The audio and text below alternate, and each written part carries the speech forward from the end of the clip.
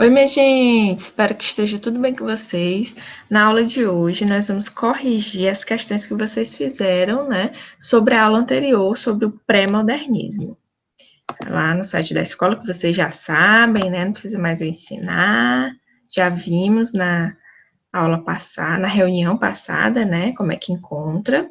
Aí aqui a atividade 3, já, viu, gente? Já foram passadas 3 atividades de cada disciplina, então cuidem em fazer para não acumular. Nós temos aqui o vídeo sobre o pré-modernismo, né? Só vocês assistirem e logo abaixo as questões. A primeira questão diz assim: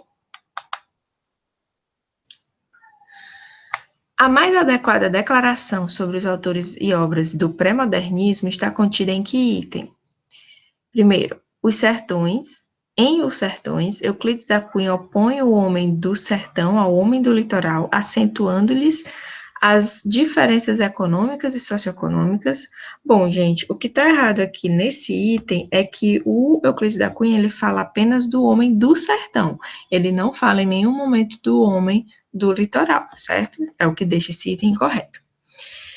Segunda, Lima Barreto expressou sempre o inconformismo face às injustiças sociais e, na obra Triste Fim de Policarpo Quaresma, construiu uma imagem caricata do Brasil com todas as suas contradições. Vamos deixar esse item aqui aguardando. Terceiro, Monteiro Lobato imortalizou o personagem Jeca Tatu, transformando-o no símbolo do suburbano desenvolvido que vive da indolência, ou seja, da preguiça, e pratica sempre a lei do menor esforço. Isso aqui, pessoal, até o Jeca Tatu aqui tá correto, certo?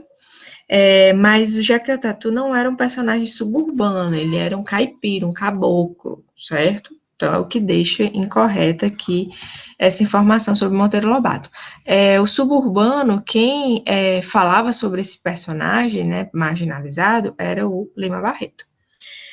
Quarta, Euclides da Cunha, Lima Barreto e Monteiro Lobato são os representantes do pré-modernismo, até aqui tudo bem, que já buscavam empregar uma linguagem inovadora, já antecipando a estética literária do modernismo? Não. Como eu disse para vocês, o que não deixa que os autores do pré-modernismo sejam considerados modernistas de fato é justamente a questão da linguagem, porque eles ainda são muito conservadores quanto à linguagem.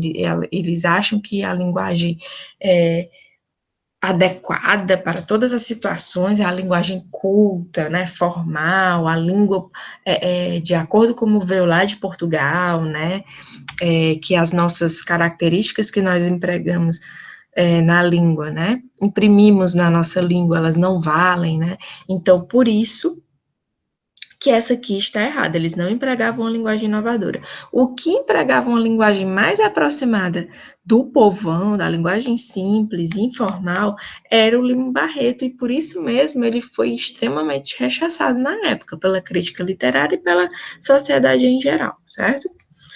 Sociedade letrada.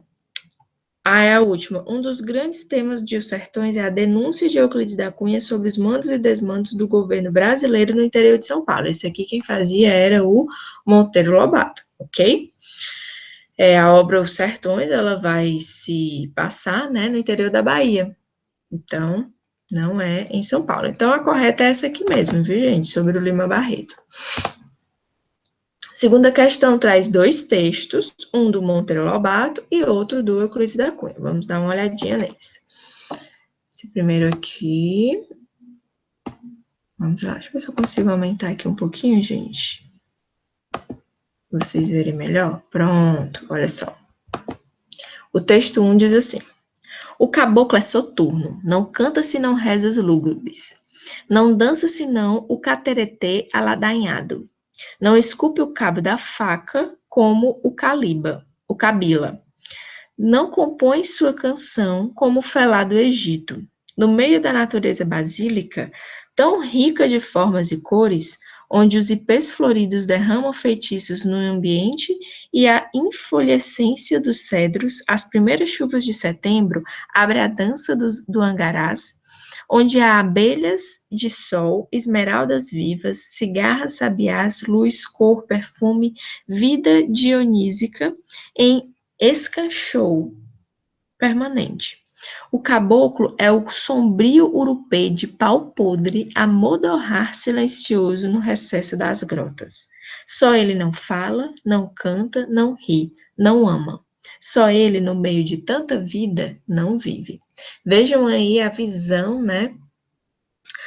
Primeiramente, vejam aí o tanto de palavra difícil, né, complexa que o Monteiro Lobato usa nesse texto, né? A gente tem que ler com o dicionário do lado, né, minha gente? E aí vocês já podem ver, né, a questão da língua, de como ele utiliza a língua, né? Como ele era conservador na língua, utilizava palavras rebuscadas, né? Não queria nem saber se o público entendeu ou não, né? O público que lutasse, certo?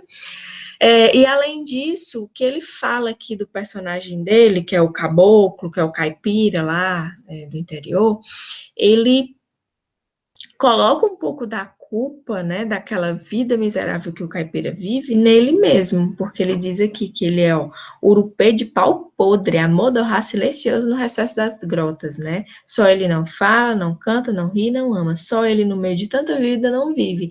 Então ele coloca, além de fazer a crítica ao governo, né, que também não dá assistência, ele também coloca muito a responsabilidade dessa vida miserável no próprio caboclo, que é ignorante, que é preguiçoso e não busca melhorar de vida, certo? Aí vamos agora para o texto 2, que é do um trechinho de Os Sertões do Euclides da Cunha. Diz assim: o sertanejo é, antes de tudo, um forte. Não tem o raquitismo exaustivo dos mestiços neurastênicos do litoral. A sua aparência, entretanto, ao primeiro lance de vista revela o contrário. Falta-lhe a plástica impecável, o desempenho, a estrutura corretíssima das organizações atléticas. É desgracioso, desengonçado, torto, Hércules Quasímodo. Reflete no aspecto a fealdade típica dos fracos. É o homem permanentemente fatigado. Reflete a preguiça invencível, a atonia muscular perene em tudo. Entretanto, toda esta aparência de cansaço ilude. Basta o aparecimento de qualquer incidente exigindo-lhe o desencadear das energias adormidas. O homem transfigura-se, reponta inesperadamente o aspecto dominador de um titã acobreado e potente, num desdobramento surpreendente de força e agilidade extraordinárias. Vejam aí que o Euclides da Cunha também é adepto, né, das palavras rebuscadas, mas a visão que o Euclides da Cunha tem do seu personagem, do seu protagonista, do seu personagem marginalizado, que é o sertanejo, ela é um pouco diferente da do Monteiro Lobato, né? Ele até coloca que a apatia do sertanejo no primeiro plano aqui, né, no texto, fala que não tem um corpo atlético, até porque não tem como, né, gente? Na miséria, na fome, você tem um corpo atlético, bonito, né? É desgracioso, desengonçado. Hércules Quasímodo, ele faz aqui uma comparação, né, com dois personagens da nossa da literatura mundial, né, Hércules, da literatura grega, né, aquele herói, né, que os 12 trabalhos de Hércules, né, que conseguia fazer tudo de forma maestral, né, pela sua força, inteligência, enfim. E o Quasimodo, que é um personagem da literatura francesa, né, o Corcunda de Notre Dame, que vocês já devem ter ouvido falar, que era aquele personagem feio, né, desengonçado, corcunda, né, que as pessoas tinham medo, parecia um monstro, mas que era uma pessoa formidável, de caráter esplendoroso, né? E aí, o Euclides da Cunha, de forma, assim, muito inteligente, genial, junta esses dois personagens da literatura mundial para comparar com o nosso sertanejo, né? E aí ele fala tudo isso aqui, mas ele justifica que toda essa apatia do sertanejo, essa aparente fraqueza dele, né, e a feiura, ela é vinda, né, de uma vida sofrida, né? Ele é maltratado pela vida constantemente, ele e sua família. É uma vida de sofrimento. Só que ele diz aqui, ó, que em determinado, ó, essa aparência de cansaço ilude, né? Basta o aparecimento de qualquer incidente exigindo-lhe o desencadear de energias adormidas que ele transfigura-se, né? Reponta inesperadamente o aspecto dominador de um titã. E aí é onde está a fortaleza do sertanejo, que ele diz aqui logo no começo, ó, o sertanejo é antes de tudo um forte. Então, mesmo quando a gente não dá nada por ele, não daria nada por ele por conta da sua condição mesmo de sofrimento, de fraqueza, de, né, fome, miséria, ele surge ali um titã, né, um Deus forte, né, de dentro dele, nas situações mais adversas possíveis, e ele consegue sobreviver a situações inesperadas, né, que qualquer outra pessoa não conseguiria. Então, vejam como a visão que o Euclides da Cunha tem do seu personagem marginalizado, ela é diferente da do Monteiro Lobato. Ele em nenhum, o Euclides da Cunha em nenhum momento culpa o sertanejo pela vida que ele tem, pela vida que ele leva, pelo cansaço, né? E aí a segunda questão pergunta sobre a linguagem, né, dos dois textos. Diz assim: quanto à linguagem, pode-se afirmar que o texto 1 tenta reproduzir a linguagem do caipira e por isso emprega a norma popular. Não, né, gente? Muito menos o texto 1, que é o texto do Monteiro Lobato, que ele era um conservador, assim, em alto grau, né, e no aspecto linguístico também. Então, ele não emprega a norma popular de jeito nenhum. A 2, os dois textos usam um vocabulário sofisticado e prezam pela norma culta. Sim, essa aqui está corretíssima. Os dois vocês viram aí que, quanto à linguagem, utilizam uma linguagem rebuscada, né? O 3, por que está errado? O texto 2 utiliza a linguagem do sertanejo a fim de representá-lo fielmente.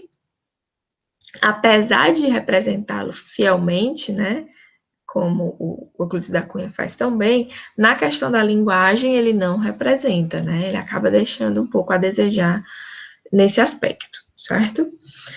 Os dois textos valorizam a língua do povo brasileiro em detrimento ou em prejuízo de uma língua mais conservadora? Não, os dois textos têm uma linguagem conservadora.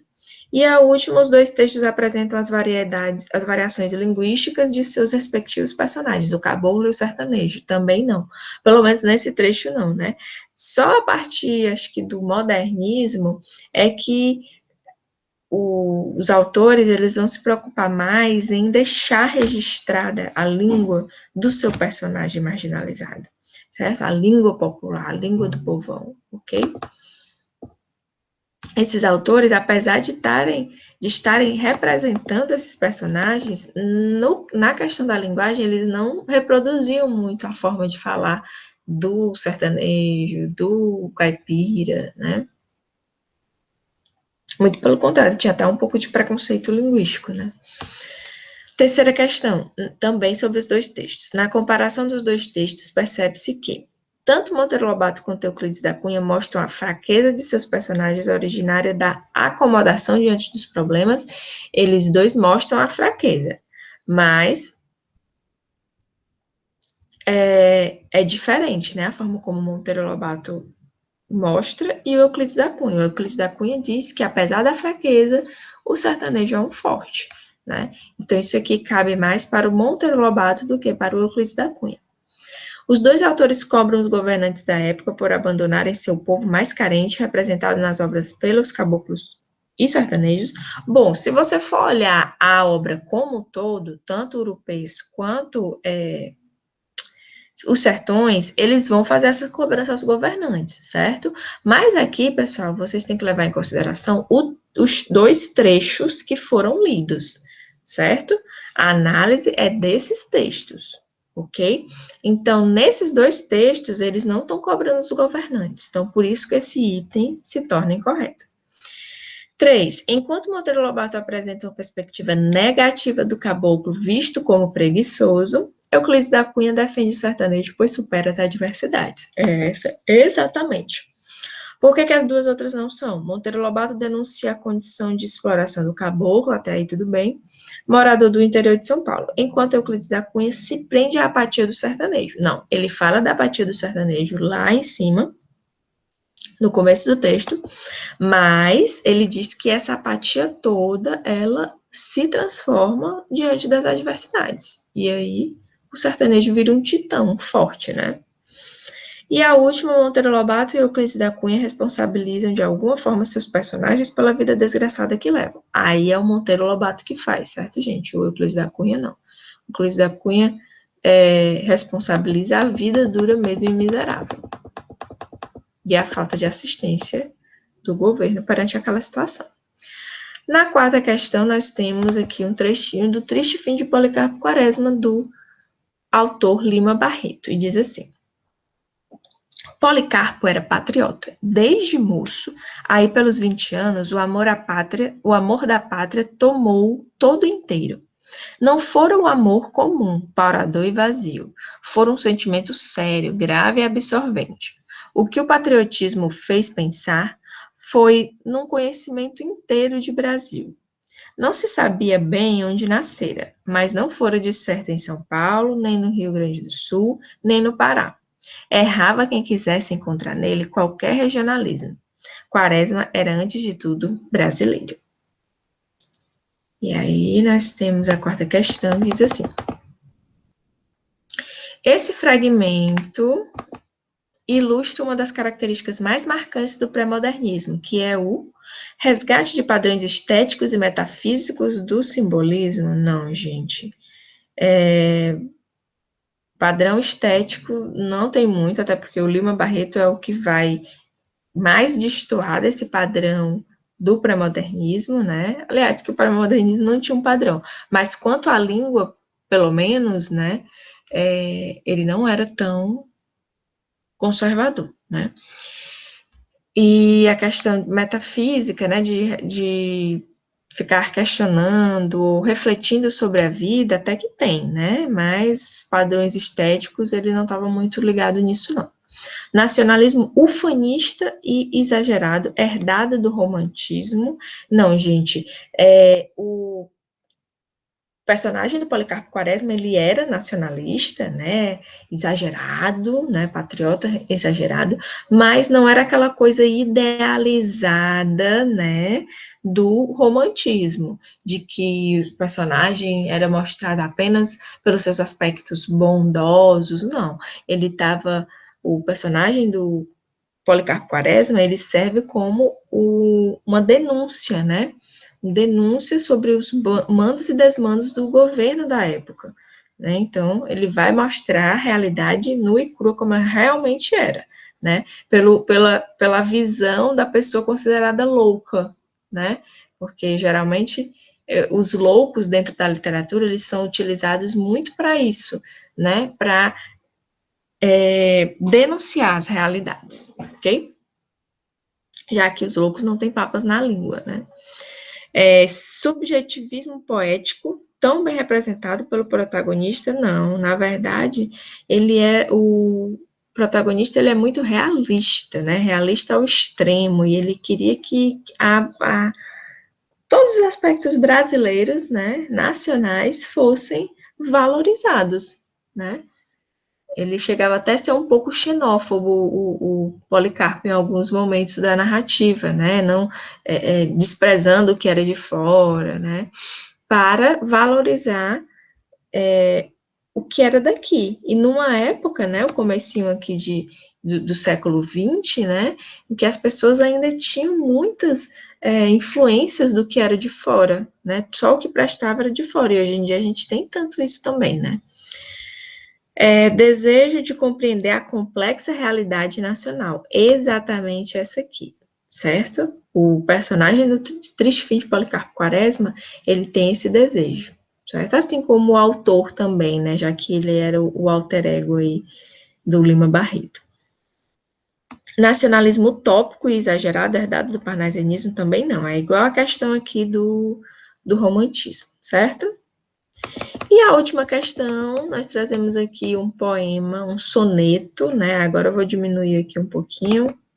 o zoom para vocês terem a visão do soneto inteiro, né, ó, integral. Psicologia de um Vencido, um soneto do Augusto dos Anjos, que é o representante da poesia, né, do pré-modernismo. E diz assim: Psicologia de um Vencido. Eu, filho do carbono e do amoníaco, monstro da escuridão e rutilância, sofro desde a epigênese da infância a influência má dos signos do zodíaco. Profundissimamente hipocondríaco, este ambiente me causa repugnância. Sobe-me à boca uma ânsia análoga à ânsia que se escapa da boca de um cardíaco. Já o verme, este operário das ruínas, que o sangue podre das carnificinas come, e a vida em geral declara guerra, anda a espreitar meus olhos para roê-los, e há de deixar-me apenas os cabelos na frialdade inorgânica da terra. Então, gente, essa quinta questão, né, sobre o poema que a gente acabou de ler do Augusto dos Anjos, é uma questão do Enem de 2014, e ela diz assim: a poesia de Augusto dos Anjos revela aspectos de uma literatura de transição designada como pré-modernista. Com relação à poética e à abordagem temática presentes no soneto, identificam-se marcas dessa literatura de transição como: Item A seleção lexical emprestada do cientificismo, como se lê em Carbono e Amoníaco, Epigênesis da Infância, Frialdade Inorgânica, que restitui a visão naturalista do homem.